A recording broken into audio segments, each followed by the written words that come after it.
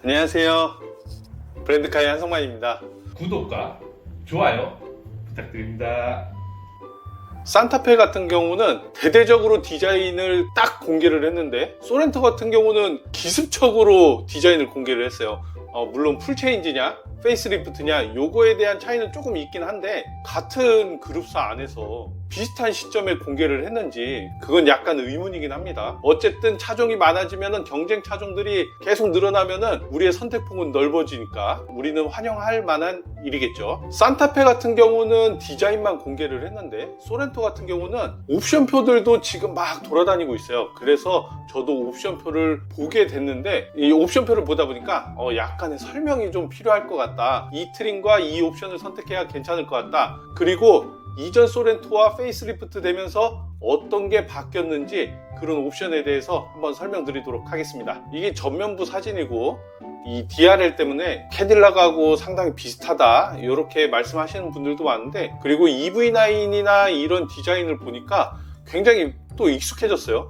오히려 모닝을 좀 뻥튀기 해놓은 그런 기분이 들기도 하고, EV9을 좀 줄여놓은 기분이 들기도 하는데, 이제는 좀 많이 익숙해져서 상당히 이뻐 보이긴 합니다. 후면부 모습도 굉장히 익숙한 편이에요. 실내 모습도 상당히 고급스럽다. 근데 제가 지난번 산타페 때도 말씀드렸지만, 우리가 보는 이 디자인의 사진들은 최고 트림에서 옵션을 모든 걸 다 넣었을 때의 사진이기 때문에 우리가 구입하려고 하는 거하고는 조금 디자인이 다를 수 있다는 거 꼭 알고 계셔야 합니다. 지금 공도에서는 위장막이 없는 소렌토들이 돌아다니고 있어요. 그래서 인터넷에 벌써 사진들이 올라오고 있습니다. 자, 이렇게 공도에서 돌아다니는 사진이 있고요. 뒷모습은 오히려 실물이 더 예쁜 것 같아요. 이런 사진들이 계속 올라오고 있는데, 아마 이 영상을 올리는 시점이라던가 며칠 뒤에는 더 많이 올라올 거고요. 실질적으로 디자인에 대한 확실한 공개, 그리고 스펙, 옵션에 대한 가격, 이런 것들은 8월 중순쯤에 있다고 하니까요. 그때 다시 제가 정확하게 올려드리도록 하겠습니다. 어떤 거를 미리 할지 보는 시간을 갖도록 하겠습니다. 일단 지금 나오는 현행 모델과 가장 틀린 점은 트림 중에 트렌디가 없어지고 프레스티지, 노블레스, 시그니처, 그래비티 요 네 트림으로 나오는데, 그래비티는 알고 계시죠? 시그니처에서 디자인이나 내장재 이런 것들이 조금 변동이 있는 것 뿐이니까 우리가 중점적으로 봐야 할 건 프레스티지, 노블레스, 시그니처 세 종류. 자, 제일 처음에 전방 충돌 방지 보조가 있었는데, 이거는 기존 노블레스에 있었는데 프레스티지로 내려왔습니다. 기본 적용이 되고요. 스마트 크루즈 컨트롤 요것도 마찬가지로 기존의 노블레스에서 기본 사양이 프레스티지로 내려왔습니다. 에어백은 기존에 8개가 있었는데 10개로 신설이 됐고요. 2열 사이드가 없었는데 생겼습니다. 이렇게 에어백이 늘어나는 것은 환영할 만한 일이죠. 그리고 샤크핀 안테나 같은 경우는 시그니처 기본 사양이었는데 요게 프레스티지의 기본으로 적용이 되고요. 자, 전자식 변속 다이얼. 원래는 기어 노브가 있었는데 좀 상위 등급으로 가면은 전자식 다이얼로 변동이 됐었죠. 이것도 노블레스부터 있던 게 프레스티지로 내려왔고요. 패들 시프트도 마찬가지고, 애프터블로우가 새로 생긴 옵션인데, 이 애프터블로우가 뭐냐면은 우리가 한여름에 에어컨을 켜고 달리고 주차를 한 다음에 시동을 끄면은 바로 모든 것들이 오프가 되죠. 이때 그냥 에어컨을 끄게 되면은 안쪽에 습기가 차 있게 되니까 그것들이 나중에는 곰팡이가 될 수도 있고 쉰내가 나거나 이런 냄새가 날 수 있거든요. 이거를 미리 말려주는 역할을 합니다. 그래서 우리가 시동을 꺼도 계속 모터 돌아가는 소리가 나는데, 이게 약 한 5분에서 10분 정도 말려주는 기능을 하는 건데, 이거는 있으면은 너무 좋습니다. 이 옵션은 새로 생긴 게 너무 잘 된 것 같아요. 스마트폰 무선 충전 시스템 요것도 위에서 내려온 거고요. 그리고 내비게이션이 프레스티지부터 기본적으로 들어가 있죠. 원래는 선택 품목에서 하나씩 선택을 했던 건데 요게 기본으로 들어가 있습니다. 기존에는 시그니처에 있었는데 프레스티지로 내려왔습니다. 위 트림에 있던 옵션들이 다 내려와서 기본부터 적용이 되면은 좋은 점은 점점점 가성비가 좋아지는 트림이 생기고 옵션이 생기는구나. 프레스티지만 구입해도 될 것 같은데 라는 생각이 있는데, 우리가 하나 간과하고 있는 거는 여기에는 지금 가격이 없어요. 프레스티지 가격이 어떻게 나올지가 정말 궁금하긴 한데, 기존의 프레스티지가 3,321만 원입니다. 이 정도의 옵션이 들어가면은 제가 하나하나 일일이 떼면서 봤더니 약 200만 원 정도의 옵션의 값어치를 해요. 그러면은 최소한 프레스티지에서 200만 원은 인상을 하겠다라는 의지를 보여주는 겁니다. 그래서 저는 아마 프레스티지는 3,500만 원 이상은 가지 않을까라는 생각이 들어요. 근데 하나 아쉬운 게 있죠. 원래 프레스티지에 들어가던 스마트 파워 테일게이트, 아니 전동 트렁크를 빼버렸어요. 아니 이 전동 트렁크를 왜 노블레스로 올렸는지 저는 이해를 할 수가 없었지만 고객의 입장에서 이해를 못하는 거고요.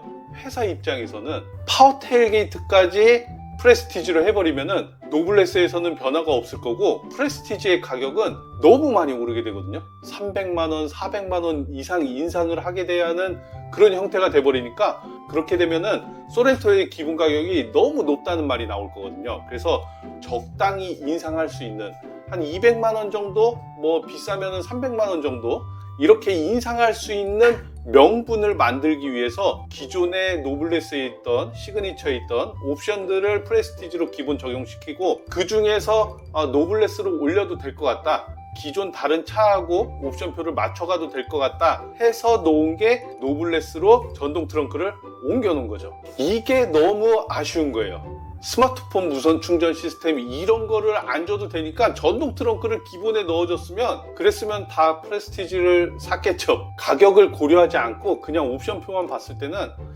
프레스티지만 구입해도 충분해 보이거든요. 프레스티지의 스타일의 드라이브 와이즈 이 정도만 넣으면은 운행하는데 전혀 문제가 없어요. 나머지 뭐 선루프라던가 헤드업 디스플레이 이런 것들은 선택 사양이니까 그냥 취향에 맞게 선택하면 되고 필수적으로는 프레스티지의 드라이브 와이즈 스타일 요 정도만 넣어서 운행하시면은 충분할 것 같다. 스타일도 사실은 크게 필요 없으신 분은 요것도 취향 차이로 볼 수 있고요. 드라이브 와이즈 하나만 넣으면 될 것 같거든요. 일단은 요거는 이따가 다시 한번 얘기하고요. 노블레스 한번 보면요. 기존의 시그니처에만 적용되어 있던 원격 스마트 주차 보조가 기본 사양으로 들어가고요. 후방 주차 충돌 방지 보조 요것도 마찬가지로 시그니처에 있던 거고요. 2열 세이프티 파워 윈도우 요것도 시그니처에만 있던 거. 그래서 사실상 프레스티지와 노블레스는 큰 차이는 없긴 합니다. 이 전동 트렁크가 원래는 프레스티지에 있던 게 노블레스로 올라온 이유, 프레스티지의 가격 인상폭을 좀 적게 하고 노블레스하고의 차이점을 두기 위해서 전동 트렁크가 노블레스에 올라온 건데, 이렇게 됐을 때 노블레스와 프레스티지는 항상 300만원 정도의 차이가 있었으니까 이번에도 이 정도 옵션으로 한 300만원 차이가 난다, 이렇게 해서 노블레스가 들어와 있습니다. 그리고 프레스티지하고 다른 거는 요 옵션이 있고 없고의 차이도 있으니까 이번에도 아마 300만원 정도의 옵션 차이는 계속 있을 것 같다, 이렇게 보시면 좋을 것 같습니다.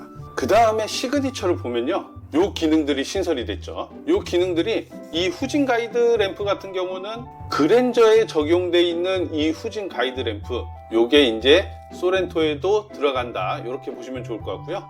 디지털 센터 미러 같은 경우는 예전에 제가 레인지로버 스포츠 촬영한 적이 있죠. EV9에도 들어가고 있는데 안에 있는 룸미러에서 디지털로 보이는 거예요. 카메라로 보기 때문에 우리가 눈으로 보는 것보다 상당히 선명하고 화각도 훨씬 넓습니다. 그렇게 해서 더 좋은 기능들이 시그니처에도 들어가 있다. 스티어링 휠이 전동으로 움직일 수 있는 거. 우리 원래 수동으로만 움직였었는데 모압이나 이런 차량급에서는 이게 다 전동으로 돼 있었죠. 소렌토가 한 단계 더 상승했구나, 이런 식으로 봐주시면 좋을 것 같습니다. 이것도 마찬가지로 노블레스에서 시그니처로 올라가는 등급의 차이를 둬야 하기 때문에 이런 옵션들이 새로 생겼고요. 전동 스티어링 휠 들어가고요. 스타일 옵션까지 시그니처에 기본 적용이 된다, 이렇게 봐주시면 좋을 것 같습니다.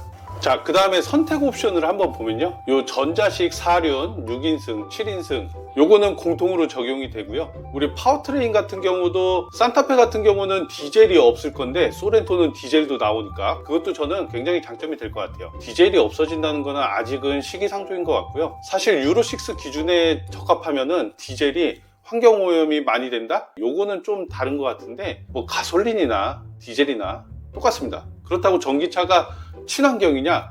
전기차만으로는 친환경인데 전기차에 들어가는 배터리를 만들고 전기를 생산하는 게 친환경이냐? 요거는 한번 생각해 볼 만 하겠죠. 자, 일단 다시 옵션을 보면요, 프레스티지에서 스타일을 선택하지 않으면은 노블레스하고 시그니처하고 루프렉이 있고 없고의 차이가 분명히 보일 겁니다. 다른 것들 턴 시그널로 들어가는 뭐 헤드라이트나 이런 것들이 있는데 비상등을 제외하고 방향 지시등은 턴 시그널로 나오는 이게 굉장히 예쁘거든요. 우리 흔히 얘기하는 조명 맛집인 아우디에서 먼저 나왔던 건데 이게 굉장히 예쁘고, 그 다음에 기본 23560R18 18인치 휠이 들어가던 게 25545R20 20인치 휠로 변경이 됩니다. 휠이 커지고 편평비가 작아지니까 약간 조금 통통 튈 수도 있다 이렇게 느끼실 수 있는데, 그래도 소렌토가 4800이 넘는 전장을 가지고 있으니까 조금 더 커진다고 하면 4850mm까지 갈 것 같은데, 그 정도의 전장을 가지고 있는 소렌토한테는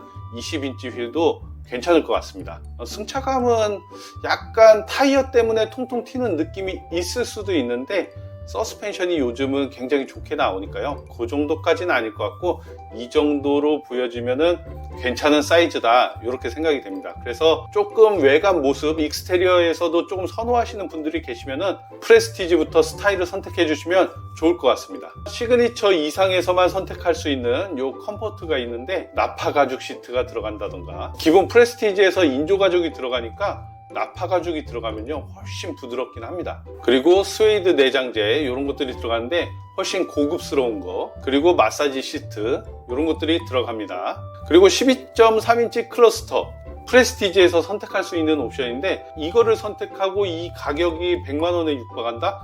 그러면 차라리 노블레스를 고민해 보시는 것도 나쁘지 않을 것 같아요. 왜냐면 노블레스에는 파워 테일게이트까지 들어가 있으니까 그러면은 노블레스도 한번 고민해 봐야 할 것 같아요. 이거는 가격표가 나오면 어떤 게 더 가성비가 좋은지 그때 다시 한번 판단해 보도록 할게요. 드라이브 와이즈는 저는 정말 아쉬운 것 중에 하나가 요 후측방 충돌 방지 보조입니다. 후측방 충돌 방지 보조는 BSD, 블라인드 스팟 디텍션이거든요. 그러니까 사각지대, 우리 사이드 미러에 세모처럼 나와서 빨갛게 옆에 차가 있으면 보여주는 건데, 요즘 차들 다 있죠. 제가 생각했을 때도 안전사양 중에 제일 많이 쓰는 옵션입니다. 근데 이거를 드라이브 와이즈로 빼놨다, 무조건 선택하라는 소리예요. 이거를 기본 사양에 넣어놓으면 드라이브 와이즈를 선택 안 하실 분들이 너무 많거든요. 그래서 안전사양 중에 가장 기본이 되는 요 후측방 충돌 방지 보조, 이거를 드라이브 와이즈로 빼놨다, 이런 생각이 들고 있습니다. 나머지 안전사양들도 굉장히 좋고, 이 안전사양들 때문에 사고를 한 번, 두 번이라도 면하게 되면은 우리는 그 옵션값 뽑아내는 거고요. 드라이브 와이즈 때문에 보험료까지 내려가고 있으니까, 물론 보험사마다 조금씩은 다르지만 보험료까지 인하되는 효과를 가지고 있으니까 드라이브 와이즈는 무조건 선택해 주세요. 여기서 또 아쉬운 옵션이 있죠. 헤드업 디스플레이와 빌트인 캠, 요거는 나눠놔줬어야죠. 이거는 취향 차이인데 아쉽습니다. 이거를 일부러 묶어놓은 거죠. 요거를 오히려 나눠놔줬으면 불만이 없었을 텐데 아쉽긴 합니다. 저는 이 중에 빌트인 캠만 있었으면 빌트인 캠을 선택했을 것 같아요. 헤드업 디스플레이는 저는 초점이 너무 왔다 갔다 해서 저한테는 안 맞는 옵션인데 있으면 편하긴 합니다. 빌트인 캠 2 같은 경우도 화질도 개선되고 음성 녹음도 되고요. 방향 지시등을 넣었는지 안 넣었는지까지 기록이 되니까 훨씬 더 발전한 시스템이긴 합니다. 물론 사제를 좋아하시는 분들은 사제를 하셔도 되는데 저는 빌트인 캠 2는 굉장히 추천드리는 편입니다. 물론 이 두 개의 가격이 100만원이 안 넘으면 정말 좋겠지만 100만원 안 넘으면 저는 할 것 같아요. 이게 100만원이 넘으면 다시 한번 고민해 봐야 할 것 같습니다. 그리고 프레스티지에서 빠진 전동 트렁크가 여기 스마트 커넥트에 있어요. 참 정말 아쉬운 옵션입니다. 정말 아쉬운 옵션. 결국 이렇게 하나하나씩 다 선택하면은 노블레스로 올라가게 되는 거죠. 그래서 이것도 가격 보고 선택할지 말지를 결정하시면 좋을 것 같아요. 사운드와 선루프 같은 경우는 정말 취향 차이기 때문에 저는 사운드도 필요 없다고 생각을 하지만, 음악 듣는 걸 좋아하시는 분들은 사운드 한번 들어보고 판단하시면 좋을 것 같아요. 이 사운드들이 옵션표에도 저는 출력이 몇 와트인지 다 표시를 해주면은 선택하는데 더 도움이 될 것 같은데, 출력이 몇 와트인지 표기를 안 해주는 이유는 큰 차이가 없기 때문이지 않을까. 스피커 개수가 늘어나고 이런 것들, 그리고 노블레스 이상에서만 선택할 수 있고, 음악을 더 중시하고 나는 음악 듣는 것도 좋아해, 이렇게 생각하시는 분들은 필수적으로 노블레스로 올라가야 하는 단점도 있긴 있죠. 그리고 사운드 제너레이터, 차가 너무 조용하니까 운전한 맛도 느껴봐라 해서 이렇게 액티브 엔진 사운드까지 가솔린에 적용을 해주었습니다. 나머지는 이제 이렇게 4륜구동 6인승 7인승 그리고 썬루프 이런 것들은 취향 차이니까 한번 고민해 보시면 좋을 것 같아요. 8월 10일에 산타페가 스펙하고 옵션 가격들 그때 나오니까요. 그때 산타페 영상을 정리를 하면은 아마 소렌토가 8월 15일 정도 전후에서 나올 것 같은데, 소렌토에 대한 스펙과 가격이 나오면은 그때 어떤 트림과 어떤 옵션을 선택해야 제일 좋을지 다시 한번 영상 업로드 하도록 하겠습니다. 자, 오늘도 시청해 주셔서 감사하고요. 구독과 좋아요를 눌러 주시면 앞으로도 좋은 영상 또 볼 수 있으니까요. 부탁드리겠습니다. 시청해 주셔서 감사합니다.